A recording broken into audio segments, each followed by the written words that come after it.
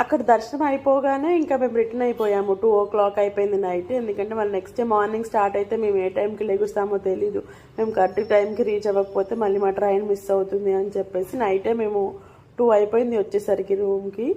ఆ రూమ్కి వచ్చేసి ఫ్రెష్ అయ్యి మార్నింగ్ 10 o'clock అలా లేచి బ్రేక్ఫాస్ట్ మనము యాజ్ యూజువల్గా అక్కడ వాళ్ళకి ఆర్డర్ ఇచ్చేస్తే వాళ్ళే తీసుకొచ్చేస్తారు. అండ్ బ్రెడ్ ఆమ్లెట్, పోహా చెప్పాము. ఒక్కొక్క రోజు ఒక్కొక్క ట్రై చేద్దాము అని చెప్పేసి ఈరోజు పోహా ట్రై చేద్దామని ట్రై చేసాము. బట్ అస్సలు బాగాలేదు. అంటే వాళ్ళ సైడ్ ఫుడ్ మనకు అలవాటు కావాలంటే చాలా టైం పడుతుంది. చాలా ట్రై చేసాము తినడానికి, అస్సలు తినలేకపోయాము.